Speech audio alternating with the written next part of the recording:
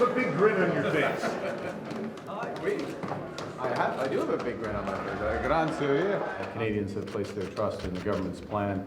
We now have reinforcements to help implement that, and we're going to go straight to work. Well, there was cause for celebration in the Liberal caucus this week after the party secured a majority government after 3 by-elections and a whole bunch of defections. Meanwhile, there's recalibration in the Conservative caucus as the party navigates its new political reality. But MPs say that doesn't change their support for their leader. The message that I've been hearing from Conservatives, both my colleagues and also people in my riding, is that Pierre Poilievre is our leader, is doing a tremendous job. Caucus is united and united behind a leader that has a vision. Pierre has grown our movement to historic highs, so we're going to stay focused, do what we promised voters we would do in the last election. The leader has the confidence of caucus, and so I don't have any view or any fear around that. I feel confident in his leadership. Pierre Poilievre and our Conservative colleagues are the last hope to save our country. That's why we were united behind Pierre Poilievre to lead us into the next election. All right, our Reporter Roundtable is here. We've got a lot to catch up on. Robert Fife is the Ottawa Bureau Chief for the Globe and Mail. Mia Rabson is Deputy Parliamentary Bureau Chief at the Canadian Press. And Joël Denis-Bellevance is the Parliamentary Bureau Chief for La Presse. It is good to see you all. Good to see you. It's been a minute. Bob, let's start with the Liberals. It was described as a big grin, Mark Carney. I would call it like a bleep-eating grin because, I don't want to get fired my first week back. What do you make of the moment the Liberals find themselves in now with, through affections, defections, and by-elections, they have a majority of 174? And I suspect there will be more defections from... In or out? No, there won't be Liberals leaving. I think it will very likely be other Conservatives crossing the floor over the next few months, I would imagine. And, I mean, there will be some Liberals who will be leaving. We know that Jonathan Wilkinson, for example, is likely to get a diplomatic appointment. And Nathan Erskine-Smith? Yeah, Nathan Erskine-Smith may go and run for the Ontario Liberal leadership, and so there would be a vacancy there. But these are all generally safe Liberal ridings. So, look, the real issue here is that the Liberals, although they have a very slim majority, this allows them the freedom to be able to focus on what the Prime Minister says he wants to focus on, which is diversifying trade, which is getting major projects going, which is trying to deal with Donald Trump south of the border and the economic impact that's having. And now that he has a majority, it's going to be accountability on his behalf too. He's got to start to deliver. Yeah, obstacles and gone, people are going gone. to be, by December, people are going to say, okay, what have you done for the country? But JD, I was struck with that the CUSMA review, the last time they went through this under Trudeau, it was a majority government. So you didn't have to worry about falling and you could focus on the Canada-US dynamic.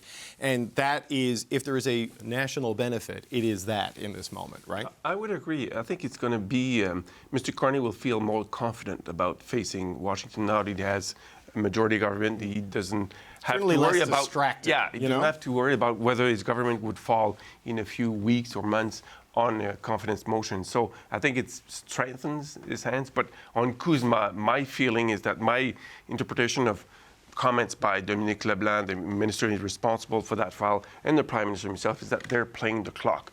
They're waiting until the midterms. I know industries are suffering, but they don't want to make any move that would, bring Mr. Trump's attentions, which is elsewhere right now, back on the trade file. So they're going to play their cards properly, and in that case, Canada has won something already with the decision of the U.S. Supreme Court that said the president doesn't have the power to impose unilaterally tariffs on other countries. It is just remarkable to me, like having to deal with the U.S. in this moment, right? Even with the majority. I mean, the Strait of Hormuz has been turned into the Ayatollah booth, and he's picking a fight with the Pope.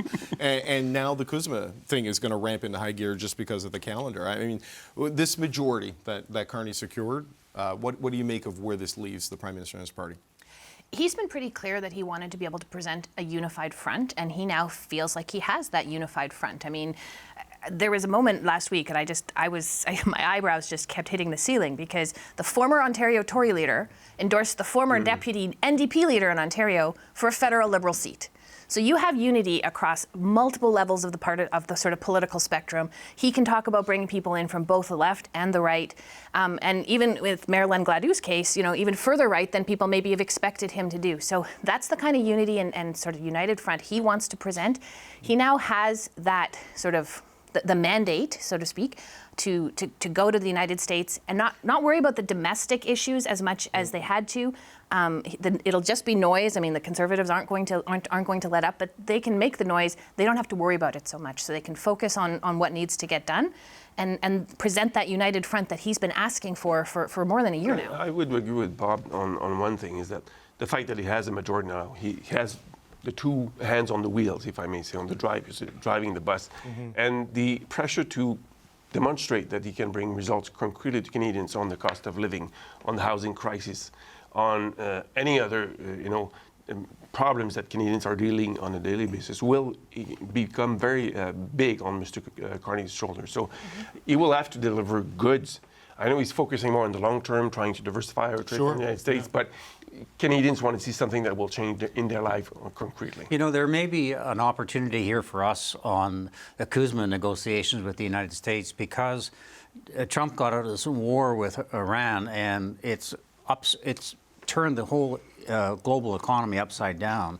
And the last thing he needs to do is to have even more turmoil when you have the American business leaders virtually unanimously saying we've got to keep this trade agreement. It's very good for the United States, whether it's farmers or manufacturers.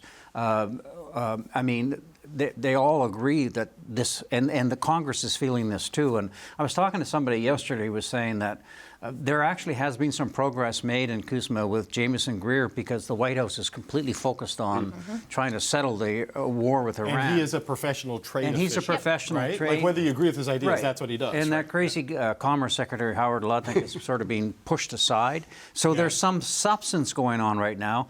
But, who knows, as soon as Trump gets involved, whether it's going to be even more chaos. But one got the sense from discussions yesterday that progress is being made. But Greer himself has warned that the July 1st deadline might not happen. That's probably and it's a review. It's a review, and so I think they're even opening the door to the idea that they know that it's not.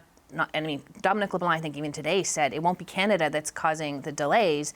No. But they are not, Canada's also not willing to just sort of sit down and wait for whatever the U.S. is going to offer. They were one of maybe the few allies in these negotiations that didn't accept a deal. I mean, Britain did and Europe did. Canada did not accept that kind of deal. They are willing to sort of sit and wait. We do have midterms coming.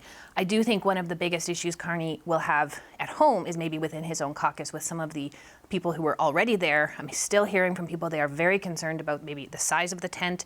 There's a little bit of discomfort amongst some of those Liberals, and he has not shown a willingness necessarily to be great at caucus management, except for bringing maybe more people into it. That's where I kind of wanted to go, because there's been a lot of questions about since Marilyn Gladue, right? Like a convoy supporter joining the Party of the Emergencies Act, right? A caucus that includes Guilbeault and Gladue, like that is range, I think we'd call it. Pretty wide. It's not a tent, it's a coliseum. Well, yeah, the fabric is stretching, right, on that tent. But, JD, there's a lot of counterweights to Marilyn Gladue in that caucus. But also, Mark Carney is their life raft. And, his argument is that we won't become Gladue, she will become us, essentially. They kind of become what he says they're going to become, is the reality. Is it not? Like, is there really sort of factions? And I know there's a big, broad spectrum, but it's kind of the way parties were in the 80s and 90s. It's not unheard of. You're absolutely right. But it's very much Mark Carney's party. He is building the Liberal Party to what kind of party he would like to lead, and that's very clear every day.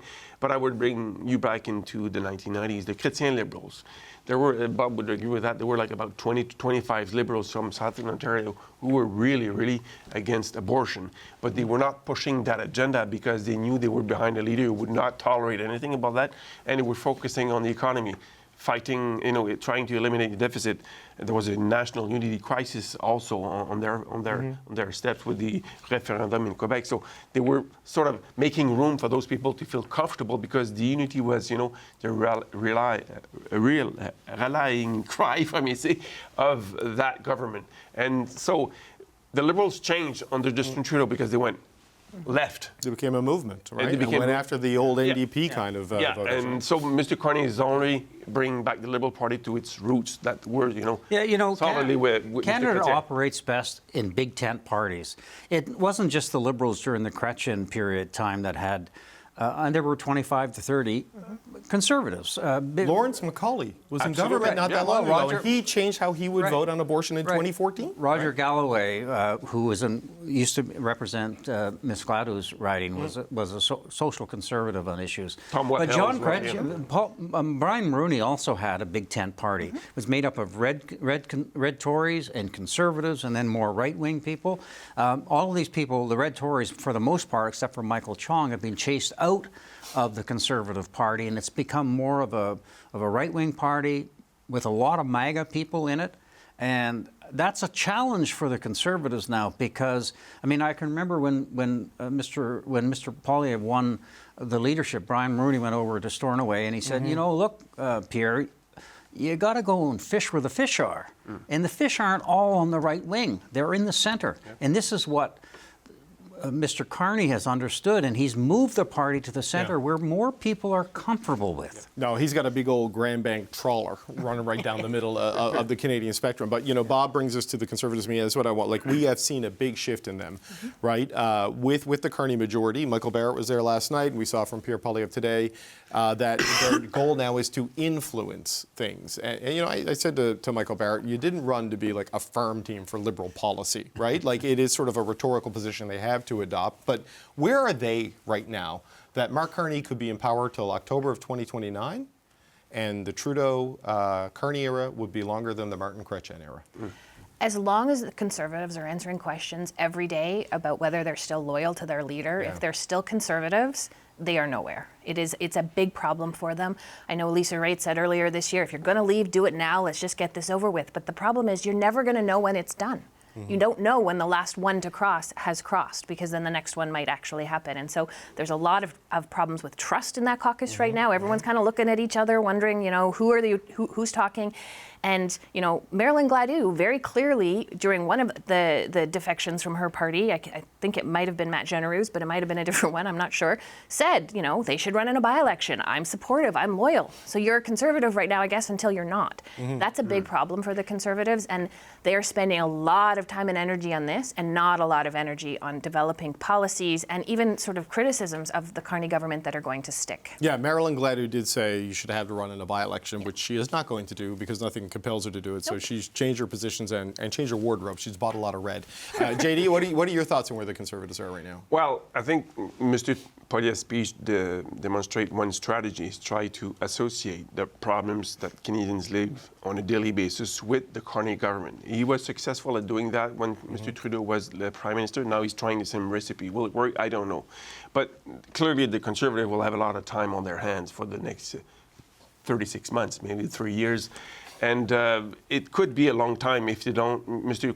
Poilievre does not find something to give to the MPs to do. So here's what they should do. I think Mr. Poilievre should ask, different MPs to lead some task force on specific issues that would develop policies eventually for the Conservative Party. Why not a task force on the future of the auto sector? Why not a task force on the future of Canada-US relationship? Give that to an MP, travel the country, bring in some feedback, and you build a big platform that could be winnable in 2029. Otherwise, those MPs will be asking, the only question they will have in mind if they, are busy doing that kind of stuff will be, should Mr. Poilievre lead the Conservative Party in 2029? And that's a question that Mr. Poilievre may not want to have the answer right now. So that's the take of Conservative advisor J.D. Bellevance. What are your thoughts on how to do this? It's a good idea. Just just don't announce the policy because the Liberals will steal it. Yeah, that's right. I mean, look, ever since Mackenzie King is the most successful Prime Minister in Canadian history. Yeah. Why? Because he stole everything from a lot of stuff from the Conservatives. The good borrow, the great steal, as they say. And he stole it from the CCF and from the Conservatives. So, and this is what you're seeing with Mark Carney. Look. That's smart politics. You got a good idea? Thank you very much. We'll take that.